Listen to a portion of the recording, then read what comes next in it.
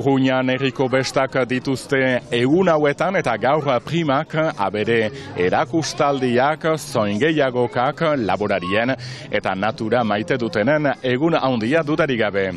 Arratsalde on deneri Urruñatik, naturari biziki hurbil eta atxikiak ere barnekaldeko mastizainak larun batuntan ate idekitzeak eginen dituzte. Aitor Zabaleta, doi bat kezkatuak ditugu alere. Urte zaila mastizainentzat eta ez da lehena. Uda astapenean harriak kalte nabarmenak eragin zizkien ekoizle askori, eta udan zehar, milui ontxoak ere makurra handiak ekarri ditu sektorearentzat. Ahia ukan ginuen deia maastietan ekainaren ogoian, eta maastiak kaltetu ditu, guneka initz, eta ondotik gaitza bildu dugu, bai ostuetan eta golkoetan ere, maats moten arabera uniko 50 arte galdu dugu.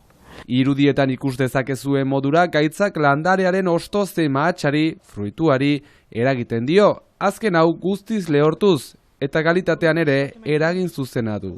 Kalitatea ere kaltetzen du eta pikojak xukatzen badira ere anuan senditzen da, gustua senditzen alda, eta moralaren zat aurten biziki zaila. Biziki ere jazen maastia, maatsainitz atera da, loria ez da ainuntza pasatu, baina ere jazen, bazen maats, eta gaitzaren gatik kalte hainitz ditugu. Jadanik bi urtez orma izan delako, aurten gaitza eta urte zaila. Biziki umi, berotasun guti, Ontxo hau bereziki ezetasunaren ondorio sortzen da.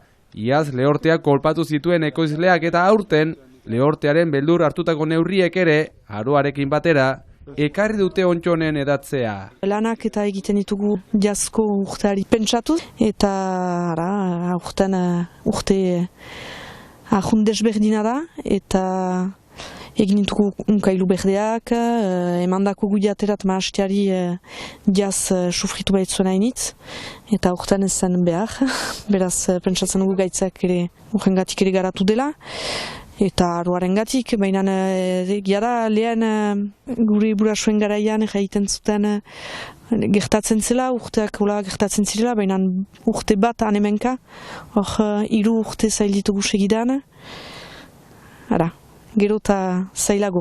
Geroz eta zailagoa aro aldakorra eta muturrekoagoa delako, eta erakunden aldetik ere laguntzak murriztu direlako. Estatu frantsesak puskat baztertu ditu laborariak, mastizainak, zenta guai asuren zatu behar gira, eta pagatu behar dugu, laguntzak badira, baina pagatu behar dugu, asurentzak ere ez dute erreski egiten beren lana, zenta badakite gero eta gehiago izanen direla arazo batzuk, beraz ez dute aurrekondoak erreski egiten, eta puskat abandonatiak gira zentalean baziren laguntzak automatikoki, eta hor puskat utzi dute asurantzek haien laguntzak. Dena den azken 3 urteak gogorrak eta zailak izan badira ere.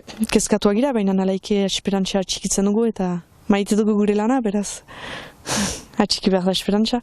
Beraien produktu eta ardoez gozatzen segi dezagun.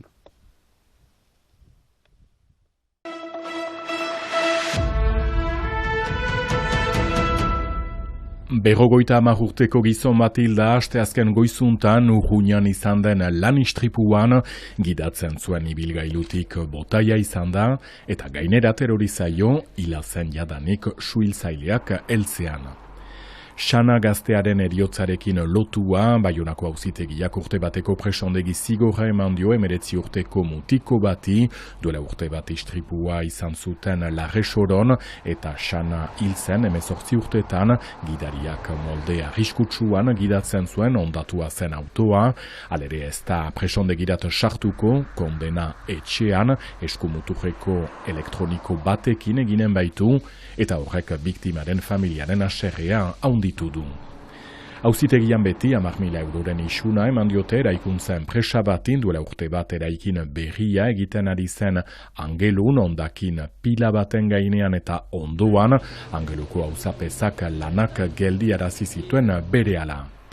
Azkenik, bete beharko ez duen 6 hilabeteko presondegi zigorra eman diote Antoine Batut Abironeko entrenatzaile ohiari, 3.000 euroren isuna ere bai, Miarritzeko Agilera Klinikako langileak jo izana leporatzen diote, afera berean Cyril Gomez xuritua izan da. Eta kiroletan, errugbia, asteburuan hasiko den munduko xapelketarekin, baina lehenago, gaur haratxean berean Miarritzen Grenoblerat doa Pro Debi sailana.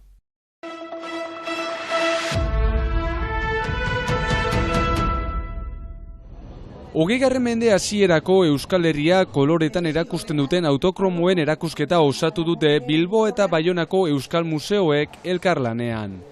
1907 eta 1925 urte arteko argazkiak dira, koloretan. Eta argazkia ia mende bat lehenago, 1830ko hamarkada ondarrean sortu bazen ere, autokromoek pauso berri bat ekarri zuten irudiak edo momentuak betikotzeko gizakiaren nahi edo xede ase ezin horretan.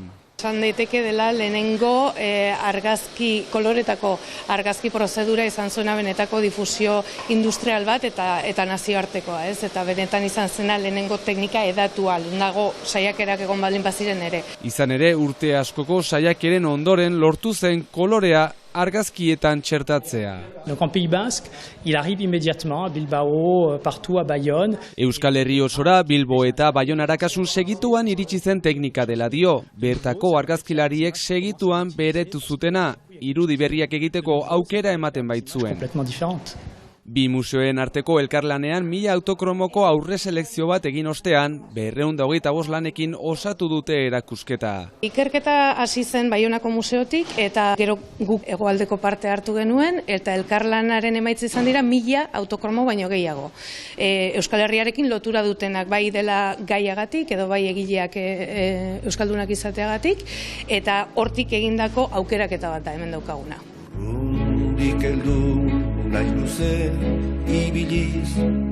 Artxibo publiko eta pribatuetan egin dugu ikerketa, 30 gora lekutan egin dugu konsulta, eta denetik badaude artxibategi pribatuak, badaude museotako bildumak, badaude artxibategiak, eta guztietan lortu ditugu batzuetan gehiago, beste batzuetan gutxiago. Nabarmenenak izan dira Alberkanen planetan artxibo horretatik ateratakoak, eta Frantziako argazkilari sozietatetik ere lortu ditugunak, baina beste asko ere badaude. Gure iragan hurbiletik bidaia bat proposatzen diguten artxiboak, nondik gatozen ulertzeko. Oso garrantzitsua da gaur egun ikustea zeintzuk izan diren gure aurrekoak, ez? Eta konkretuki erakusketa honen bitartez, ikusten da oso argi, bai iparraldean zein hego Euskal Herrian, zelan teknikak antzekoak izango zirela eta bizimodua zein izan zen, ez?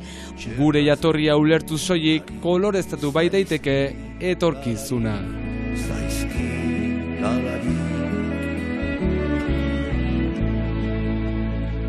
Erakusketa urtarrilaren 14 bitartean ikusgai egongo da Baionako Euskal Museoan, eta behin eraberritzelana bukatzen dituztenean, Bilbokoan. Ikusentzuleok erakusketaren irudi hauekin agurtuko dugu gaurko saioa. Arratsalde ona izan, eta bihar arte. Egoaizearekin batera